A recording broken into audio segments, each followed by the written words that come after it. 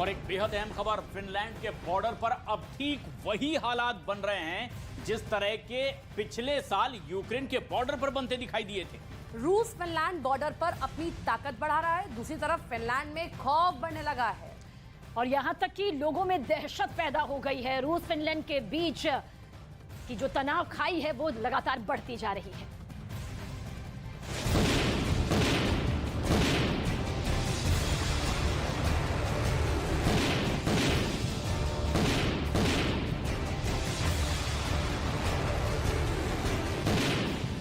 Finland में तैयारी चल रही है। फिनलैंड का हर जवान युद्ध के लिए तैयार हो रहा है। फिनलैंड के लोग जीने और मरने की कस्में खा रहे हैं।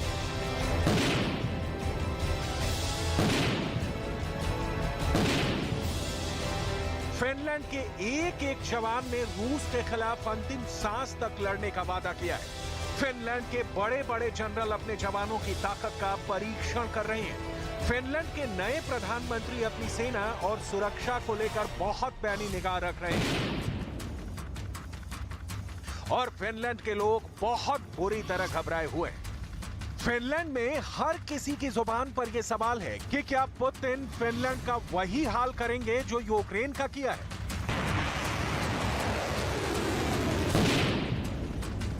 क्या जिस तरह रूस के किंजल और इस्कंदर मिसाइलों ने यूक्रेन को खंडहर बना दिया, क्या वैसे ही फिनलैंड भी खंडहर बन जाएगा।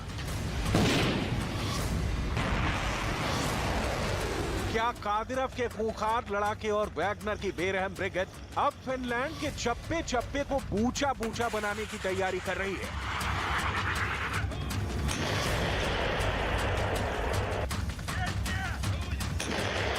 पुतिन के खौफ से पूरा फिनलैंड सहम उठा है। जब फिनलैंड की पूर्व प्रधानमंत्री सना मरीन ने फिनलैंड को नाटो की सदस्यता दिलवाने के लिए आवेदन किया था, तब सना मरीन काफी खुश हो रही थी। उनको लग रहा था कि अब उन्होंने अपने देश को पुतिन से बचा लिया है। लेकिन शायद वो भूल गई कि पुतिन नाटो की ताकत से घबरा नहीं रहे हैं, बल्कि यूक्रेन के अंदर नाटो की ताकत को बहुत मजबूत चुनौती दे रहे हैं। पहले तो फिनलैंड ने सना मरीन की लीडरशिप में नाटो के लिए आवेदन कर दिया, लेकिन जब फिनलैंड के लोगों ने ये देखा कि यूक्रेन के अंदर नाटो का संपूर्ण सहयोग भी पुतिन की आर्मी को पीछे नहीं धकेल सका है, तो फिनलैंड के बड़े बड़े रणनीतिकारों के हाथ पांव फूल गए।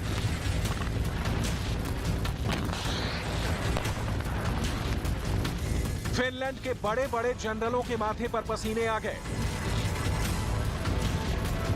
और फिर फिनलैंड की तत्कालीन प्रधानमंत्री की तरफ से यह बयान जारी किया गया कि पूरा यूरोप मिलकर भी यूक्रेन में पुतिन को नहीं हरा पा रहा है। लेकिन अब तो बहुत देर हो चुकी है।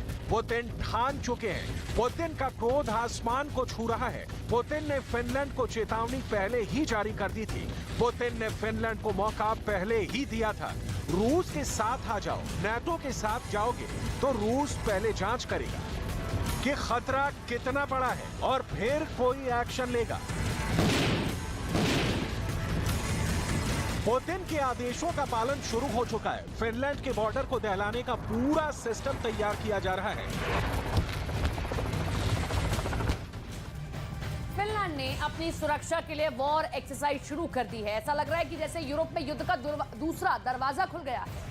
नेटो फिनलैंड के शामिल होने के बाद व्लादिमीर पुतिन को अब एक्शन लेने का बड़ा बहाना भी मिल गया और रूस ने अपने खतरनाक हथियारों के साथ साथ जबरदस्त अभ्यास का दौर भी शुरू कर दिया है।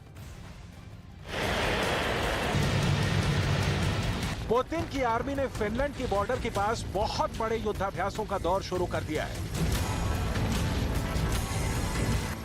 याद कीजिए, पिछले साल फरवरी का महीना ठीक इसी तरह यूक्रेन के बॉर्डर पर रूस की सेनाएं दबाव डाल रही थी। रूस की आर्मी यूक्रेन के बॉर्डर के इलाकों में युद्ध का अभ्यास कर रही थी। पुतिन के कुछ कमांडर दुनिया को यह कहकर बहला रहे थे कि यह सिर्फ एक युद्ध अभ्यास है, इससे घबराने की कोई बात नहीं है।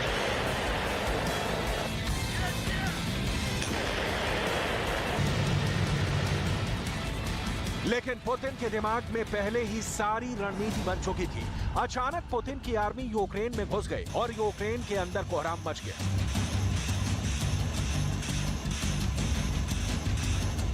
बिल्कुल ऐसी ही तस्वीरें अब फिनलैंड के बॉर्डर पर भी सामने आने लगी हैं। रूस ने अपने खतरनाक हथियारों के साथ जबरदस्त अभ्यासों का दौर शुरू कर दिया है। फिनलैंड की समुद्री सीमा से सिर्फ 800 किलोमीटर दूर कैलिनिनग्राद के अंदर रूस ने सोमवार को युद्धाभ्यास किया है। कैलिनिनग्राद रूस की मुख्य भूमि से 350 किलोमीटर दूर है। यह बाल्टिक तट के साथ पोलैंड और लिथुआनिया के बीच स्थित है।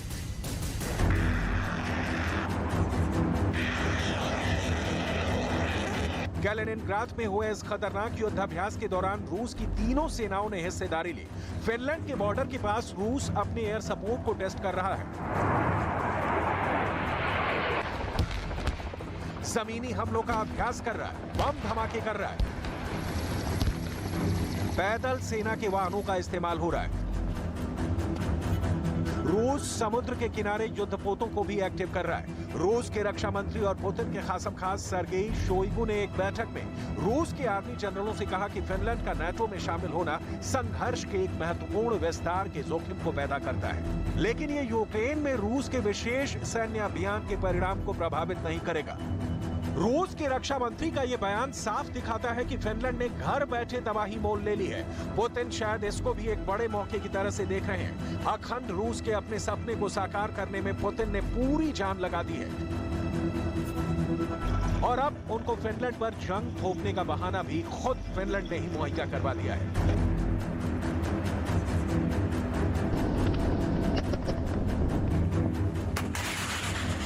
सोमवार को कैलिनिनग्राद बाल्टिक फ्लीट में 15 लड़ाकू विमानों ने उड़ान भरी।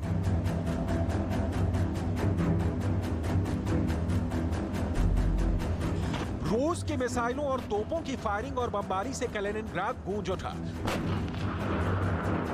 रूस ने अपने बेहद खतरनाक लड़ाकू विमान Su-30SM की ताकत का जायजा लिया। रूस ने अपने लड़ाकू विमानों से बमबारी भी की। किसी भी मौसम में उड़ान भरने में सक्षम रूस के लड़ाकू विमान Su-30SM-2 के भी दांव आजमाए गए। युद्ध अभ्यास में Su-27 का भी इस्तेमाल हुआ।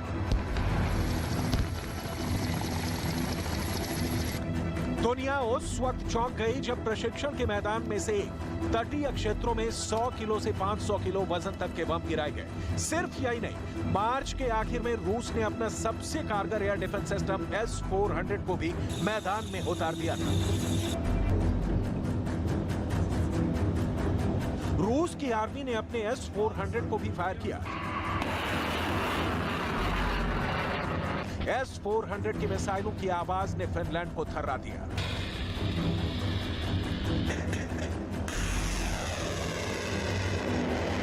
फिनलैंड को डराने के लिए पुतिन ने कैलिनिनग्राद में इस्कंदर मिसाइल सिस्टम को स्थापित कर दिया है। इस्कंदर पलक झपकते पोलैंड और फिनलैंड के किसी भी हिस्से में हमला कर सकता है।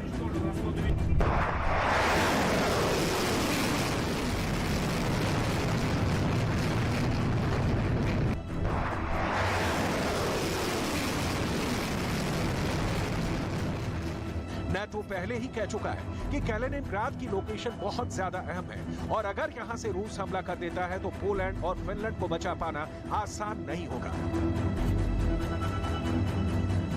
अगर फिनलैंड की आर्मी की ताकत की बात करें तो ग्लोबल फायर पावर इंडेक्स के अनुसार फिनलैंड की सेना दुनिया की 91वीं सबसे शक्तिशाली सेना है। फिनलैंड उन कुछ यूरोपीय देशों में से एक है जिन्होंने सेकेंड वर्ल्ड वॉर के बाद दशकों की शांति के बावजूद अनिवार्य सैन्य सेवा को लागू किया हुआ है।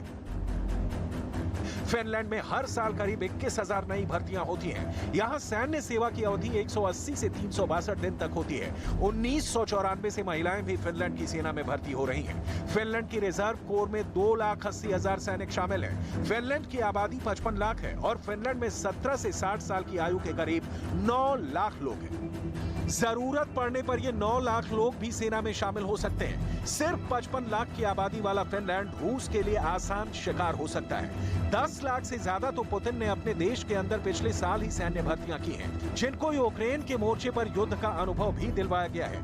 ऐसे हालातों में अगर देखा जाए तो फिनलैंड के लिए आने वाले दिन बहुत बुरे होने वाले हैं। रक्षा विशेषज्ञों का मानना है कि फिनलैंड के नाटो में शामिल होने के बाद नाटो एस्टोनिया और फिनलैंड के बीच नाकेबंदी करके रूस को उसकी उत्तरी सीमा पर घेर सकता है। एस्टोनिया बाल्टिक देश है और पहले ही नाटो का हिस्सा है। ऐसे में अगर नाटो ने नाकेबंदी की तो बाल्टिक सागर में रूस का समंदर के रास्ते व्यापार ठप पड़ सकता है, वहां से उसकी मूवमेंट बंद हो सकती है। इसलिए रूस भी नाटो से निपटने के लिए अपना एकदम डिटेल्ड रोड मैप बनाने में लगा है। रूस की सेना बेलारूस से लेकर अपने पश्चिमी सीमा पर खतरनाक मिसाइलों की तैनाती को 3 गुना तक बढ़ा दिया है।